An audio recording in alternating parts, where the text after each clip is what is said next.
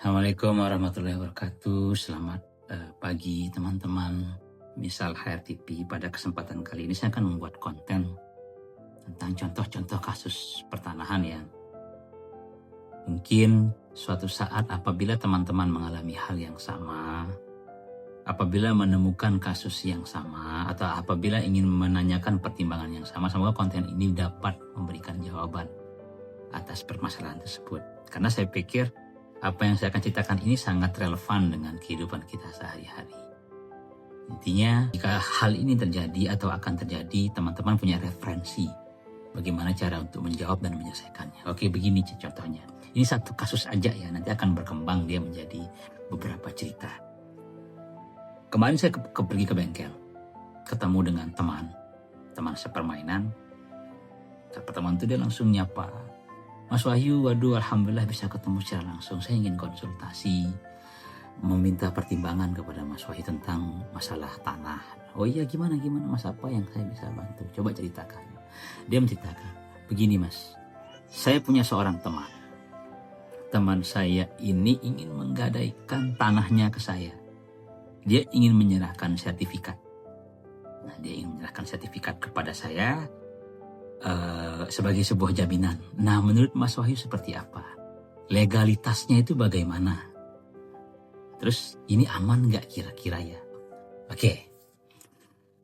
Saya kemudian langsung menjawab. Mas, dia bilang, kalau Mas mau mengikuti saran saya, bilang, kalau jaminan sertifikat tanahnya jangan.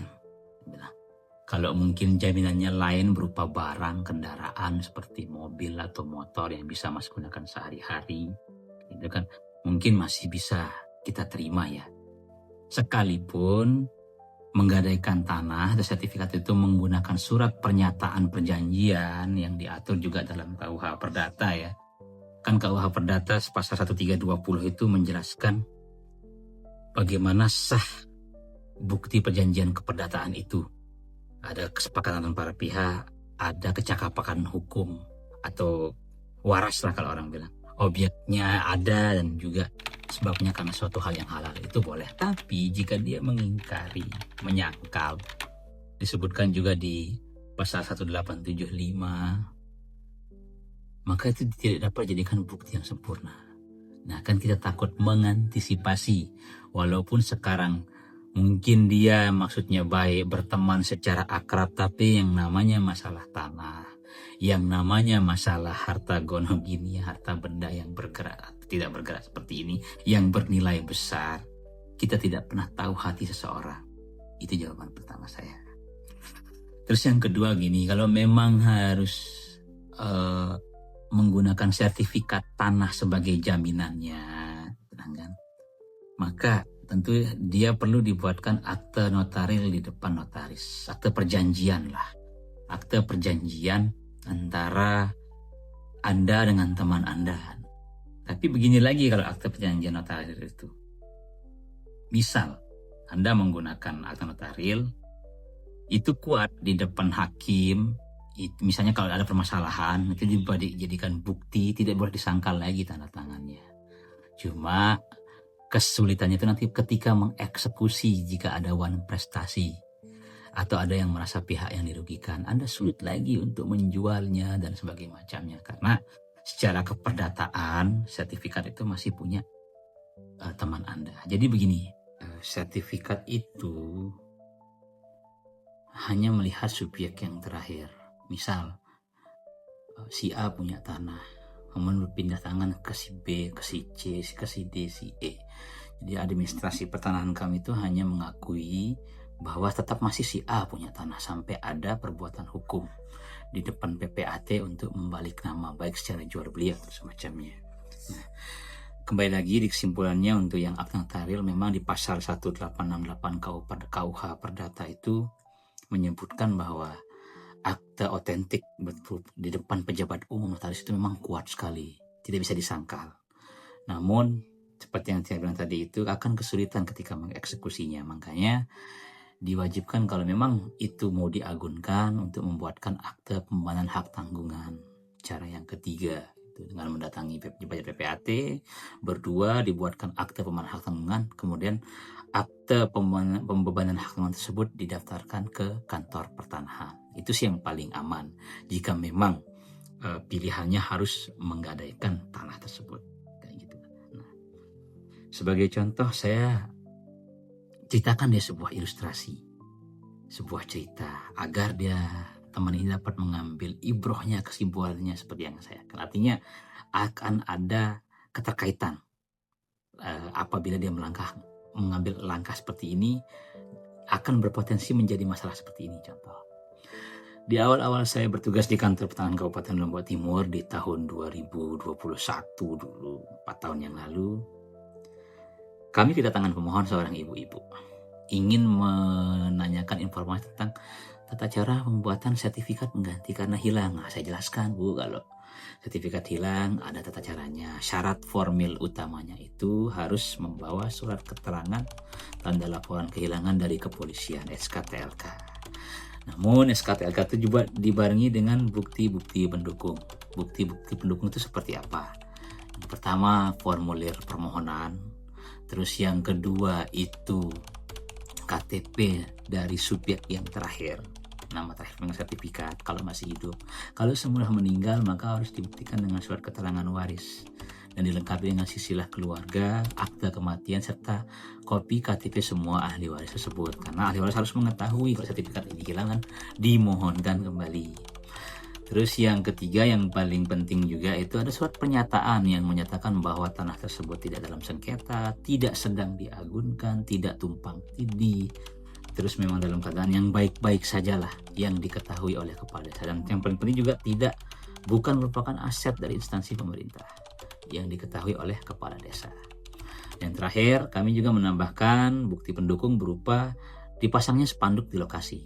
Spanduk berbunyi bahwa lokasi tanah ini sedang dimohonkan sertifikat pengganti karena hilang, yang akan ditempelkan selama 30 hari sesuai dengan nanti juga alur waktu pengumuman di media massa, karena memang nanti ada kewajiban untuk mengumumkan di media massa. Seminggu kemudian ibu tersebut kemudian membawa persyaratan lengkap, baik yang saya sebutkan tadi termasuk surat keterangan tanda laporan kehilangan kepolisiannya. Kita daftarkan. Setelah daftarkan, keluar SPS dan tanda bukti dokumen terima dopingnya, TTD-nya. Beliau bayarkan. Seminggu kemudian kami melakukan acara penyumpahan terhadap subjek yang merasa kehilangan sertifikatnya. Atas nama dia kebetulan sertifikatnya. Kami sumpah di depan kepala kantor dan 2 orang saksi, yang kebetulan juga saksinya saya, melakukan penandatanganan berita acara sumpah. Dan kami menitipkan kepada ibunya untuk mengumumkannya di media massa yang seperti yang dijelaskan tadi selama 30 hari. Media massa yang terkenal di Nusa Tenggara Barat lah, koran. Nah, disinilah pokok ceritanya, inti ceritanya itu di sini.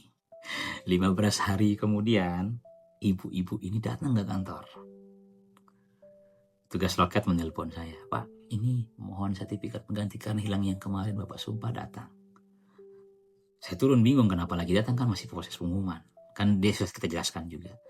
Saya turun, nanti dia bertiga datang ke kantor. Matanya agak sembab waktu itu. Kayaknya mau nangis atau habis nangis. Gimana Bu, apa Bu? Pak, saya minta maaf, saya telah berbohong. Sebenarnya sertifikat saya itu nggak hilang, tapi saya gadaikan. Waduh. Oke, kita ke ruangan aja biar lebih plong ceritanya. Kami berlima jadinya kan, berempat naik ke ruangan saya. Ibunya bercerita bahwa saya menggadaikan sertifikat ini ke ibu ini, sesama perempuan sama ibu-ibu ternyata. Lah, ibu kok tahu kalau ini ada sertifikat hilang? Iya Pak, saya baca pengumuman di koran, dikasih tahu sama teman. Karena teman saya ini menggadai, ada beberapa orang saksi yang kebetulan mungkin saksinya itu membaca koran dan memberitahu kepada tempatnya menggadai ini, kemudian langsung mendatanginya memberikan somasi. Makanya kan kemungkinan sih temannya yang satunya itu adalah penasihat hukum yang temannya datang ke kantor. Oke, kalau begitu bagaimana baiknya? Ya udah Pak, saya memaafkan dia, saya tidak akan melaporkan dia asal dia menutup permohonannya. Oke, kita buat surat permintaan penutupan berkas. Kedua, pernyataan dari berdua. Nanti ada saksinya juga. Saksinya dari orang yang mengetahui tanah hajat. Saya gitu nggih. Biar lebih gampang, biar perlu diketahui sama kepala desa juga, karena kemarin dia buat pernyataan juga kepala desa mengetahui. Nah, biar tidak merasa dibohongi juga kepala desa. Akhirnya mereka besoknya langsung dibawakan surat pernyataan penutupan berkas dengan surat pernyataan perdamaian itu, dan kami tutup berkas permohonannya. Nah, ibrohnya kan, saya tanya, Mas Bro kan bisa paham kan cerita saya, bagaimana seandainya niatnya memang baik menggadaikan sertifikat ke Mas Bro. Mas Bro pegang, apakah itu sudah sepenuhnya bisa menjadi milik Mas Bro? Tidak. Apakah ada jaminannya? Kalau dia one prestasi menghilang, itu Mas Bro mau apain kertasnya? Itu kan hanya selembar kertas biasa saja, tidak berfungsi karena secara administrasi pertanahan dan keperdataan masih miliknya dia. Ada cerita yang lebih ekstrim lagi. Bagaimana kalau ceritanya itu dia menggadaikan sertifikatnya di Mas Bro, dia minjam uang, jaminannya sertifikat, dia buat sertifikat pengganti karena hilang, terbit sertifikat pengganti karena hilangnya, kemudian sertifikat pengganti karena hilang itu digadaikan di bank. Di bank dia one prestasi, dia kabur hilang entah ke luar negeri atau kemana, berarti Mas Bro akan dibenturkan dengan bank. Mas Bro dapat apa? Dapat hikmahnya jadinya. Jadi berhati-hatilah. Kalau saran saya, kalau misalnya memang ingin niat membantu, ya bantu saja semampu dan sesuai dengan kapasitas Mas Bro inginkan. Jadi ceritanya seperti itu. Saya sarankan kalau ada orang atau sekitar Anda yang datang dengan niat baik ingin meminjam uang dengan jaminan sertifikat, saya rasa jangan dilakukan, ya. Karena takutnya modus-modus operandi seperti tadi itu mereka lakukan. Kita tidak tahu nih, sedekat apapun, sebaik apapun hubungan, kalau sudah masalah duniawi seperti itu biasanya ada indikasi hal-hal yang tidak baik. Meskipun niatnya baik, tapi kan harus diedukasi juga nih. Lebih baik jangan menggunakan sertifikat aja sebagai jaminannya. Kayak gitu, karena itu akan membuat ribet. Kayak gitu. Karena saya lebih baik jangan menggunakan sertifikat saja sebagai jaminannya. Pada kesimpulannya, ada beberapa hal yang dapat saya sampaikan. Yang pertama, jika ada orang yang ingin meminjam sejumlah dana dengan jaminan sertifikat atau menggadaikan sertifikatnya secara orang per orang, saya lebih menyarankan untuk menolaknya. Lebih baik dengan benda yang bergerak atau harta yang bergerak seperti mobil atau motor. Karena kita tidak tahu nih ke depannya seperti apa, dan juga yang paling penting itu bahwa yang Anda pegang itu hanya selembar kertas. Secara keperdataan itu masih dimiliki secara sah oleh si subjek yang ada di sertifikat yang terakhir, nama pemegang sertifikat yang terakhir. Takutnya itu malah nanti disalahgunakan, dibuatkan laporan kehilangan seperti case yang tadi itu. Kan ruginya di Anda. Yang kedua, jika terpaksa atau jika memang tidak bisa dihindari, dia hanya memiliki agunan berupa sertifikat, lebih baik dibuatkan akte notaril. Seperti yang tercantum di KUH Perdata juga akan mengatur tentang itu, bahwa akte notaril dari notaris yang dibuat oleh dua orang itu sah dan kuat. Dan apabila terjadi prestasi atau kerugian, maka Anda bisa melaporkannya. Anda bisa memblokir sertifikat tersebut di kantor pertanahan dengan membawakan akte notaril tadi. Jadi kami dapat memblokir sehingga sertifikat tersebut tidak dapat dipindah tangankan atau dimohonkan apapun. Tidak diperbolehkan perbuatan hukum apapun di sana. Terus yang ketiga, takutnya sertifikat yang Anda pegang, orangnya meninggal, otomatis yang boleh mengurusnya itu ahli waris. Nah, kalau ahli waris tidak mau mengakui bahwa telah terjadi hutang piutang dengan Anda yang repot sendiri. Itu perlu dipertimbangkan. Yang keempat, jika memang sangat terpaksa lagi, maka dibuatkan akte pemenuhan hak tanggungan ke PPAT, Pejabat Pembuat Akte Tanah. Kemudian akte tersebut dapat didaftarkan menjadi hak tanggungan perseorangan di kantor pertanahan. Walaupun saya juga saya tidak terlalu mengetahui mekanisme.